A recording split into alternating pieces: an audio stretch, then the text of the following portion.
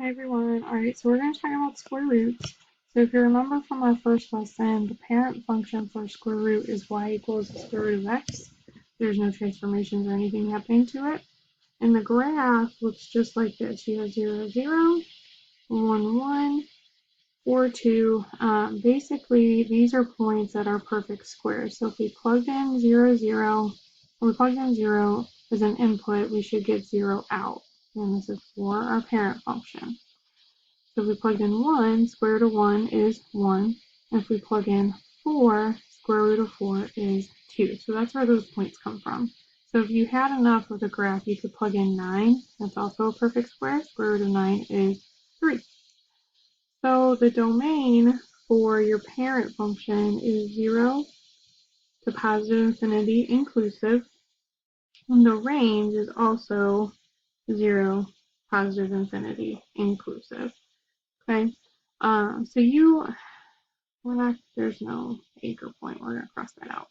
So we're going to do some practice. We already did the parent function, and we're going to graph the parent function for each one. So for number 2, we have y equals this negative 2 times the square root of x plus 1, and we're going to use our transformations to help us do this. So we have our parent function, y equals square root of x. And then we have some transformations that we can use. You can do the transformations or you can use the XY table. I would prefer if you did the transformations because that's what we learned. So the first one we have is an H value. H is plus 1 here, so that means, that means we're going to move left 1 unit. So we're going to take the 3 points we do have and we're going to move them left 1. And I'm going to do a dotted line because it's not my final answer. So now I don't have any reflections or dilations in front of my x, so now I'm going to look at my a value. So I have a is equal to 2, and then I also have a reflection, and because it's on the outside, it's going to be over your x-axis. So I'm going to do my a value first. So right now, what I have is if I plug in -1, I get 0. If I plug in 0, I get 1. And if I plug in 1, 2, 3, I get 2. Okay, so that's what I have right now. So now what's going to happen is I'm going to take that information and I'm going to multiply it by 2. Okay, so -1, I would get 0. 2 times 0, that's still 0. If I plug in 0, okay, I should get 1, but I'm going to multiply it, so now I'm going to get a 2. And if I plugged in 3, like I did, I should get 2, but now I'm going to multiply it, so I get 4. So my new points, that one stays the same. The second point jumps up to 2, and the third point right here actually jumps up to 4. So remember, it's the dilation, it's growing because it's great. The a is greater than 1. So now I'm going to do my reflection, okay, and I'm going to put it in orange so you can see it's still in the second step, but I'm just changing the color so you can see the change. So my reflection over my x-axis, this point right there stays the same, and then that switches down to 2 units below. And this, since it's 1, 2, 3, 4 units away from the x-axis, it'll be 1, 2, 3, 4 units away on the bottom side. And we don't have a k, so this is going to be my final graph here. Okay, so I want to find the domain and range. It doesn't say that, but I'm going to do it so we can later on. So domain and range. So the domain, we're looking at our x values. My x values start at -1 and go to positive infinity. And my range, remember, you're going down to up. I'm coming from negative infinity and hitting 0 because it was reflected. So that's my domain and range for problem number 2. So remember, you're doing your transformations in order. if you're doing this algebraically, just remember you're plugging in numbers and multiplying by the 2 and -2. So I'm going to jump down here. I'm going to do number 4. And we're going to jump over to number 4. So the first thing I'm going to do is put in my parent function. So 0, 0, 1, 1, and 4, 2. That's my parent function. So then looking at my transformations, since I've learned them, I'm going to use them. I have an h, and my h is a +4, which means I'm going left 4. So 1, 2, 3, 4. 1, 2, 3, 4. And I'm going to do dotted because it is not my final answer. So then you're going to ask yourself, do I have any dilations or reflections in those two spots? I do not. So the last thing I need to do is my k value here. So k, my vertical shift, I'm going to go down 1. So I'm going to take all these points, and I'm going to shift them all down 1 unit, and it's my last transformation, so I am going to just draw it. So now I'm going to find my domain and range. And again, it didn't ask for it, but we're going to do it anyway.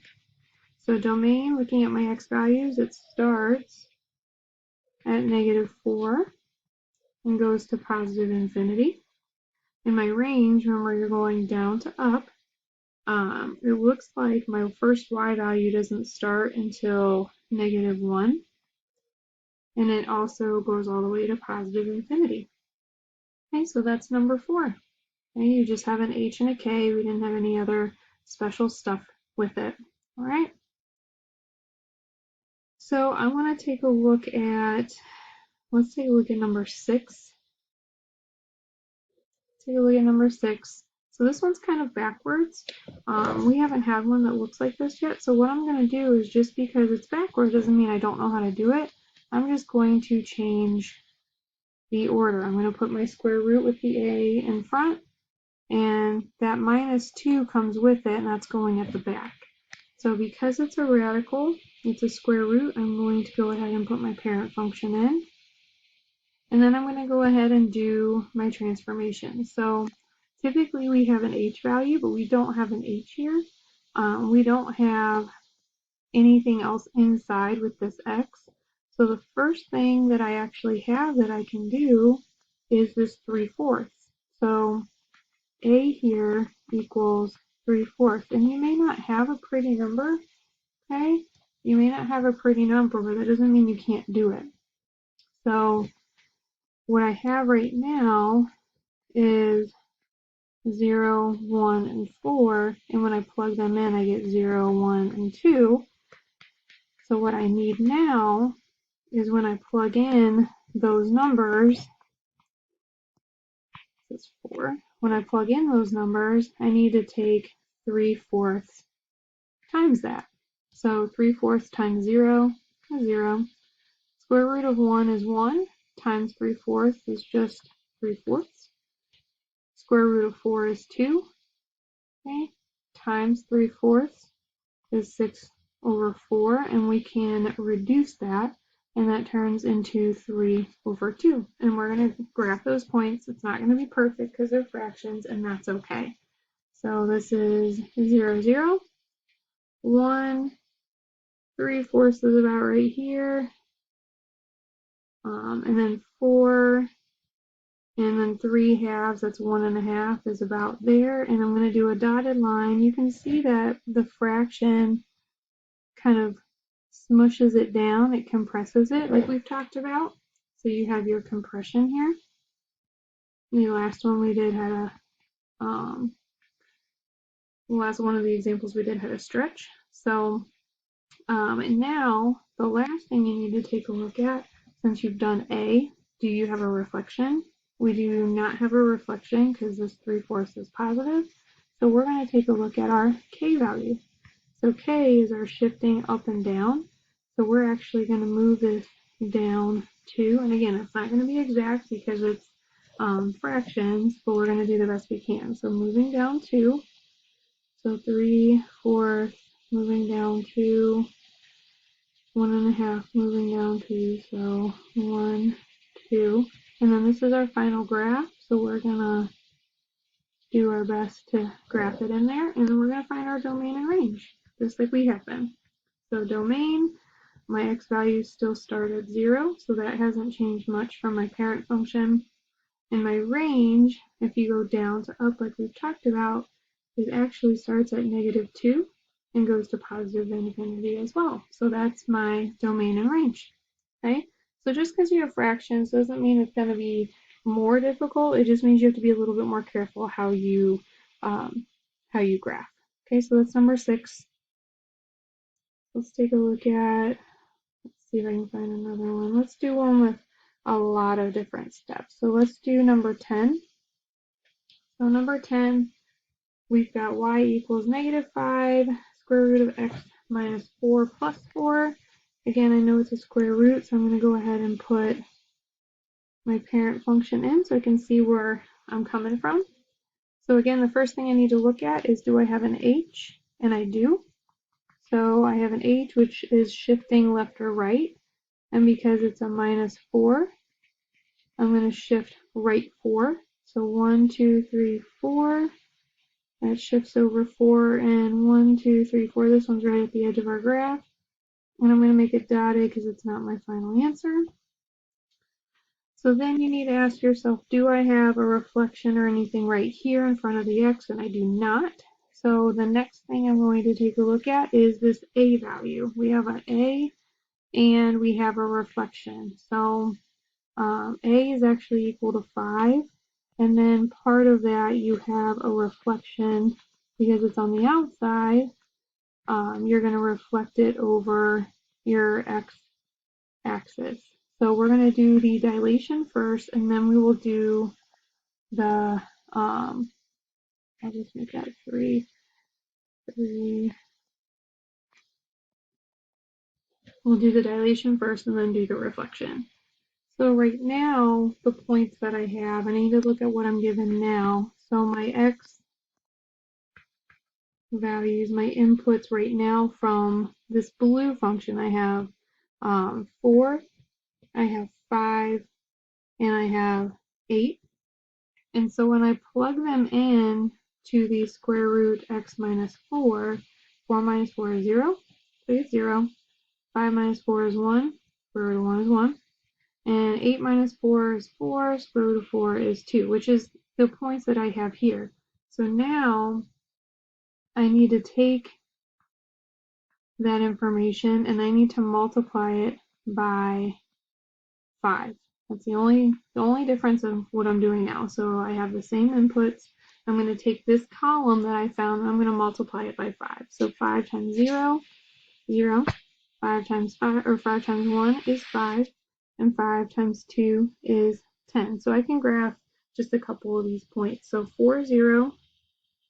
And then 5, 1, 2, 3, 4, 5. And then 8, 10, that's like way up here. So we're just going to graph what we can. Okay, so that is the stretch, the dilation for this step. And so then the last part of this, we're going to do that reflection. So in orange, I have my point that's on the x-axis, and I'm going to take this green one, and since it's 5 spaces away above here, it's also going to be 5 spaces away below here. And this is not my final, so I'm going to keep it dotted. So then the last thing I'm going to do is look for my k, and I have a k here. So my k here is my vertical shift up or down, and because it's positive, I'm going to go up 4. So all these points are going to get shifted up 4. So 1, 2, 3, 4. 1, 2, 3, 4. And that's my final. So I'm going to leave it as solid, and I'm going to find my domain and my range. So my domain starts where my x values start, which are at 4, positive infinity. And my y values from down to up, I'm starting at negative infinity and ending at positive 4. That's inclusive. All right, so if you have any questions about the square roots, please let me know. Come to office hours. Have a good day.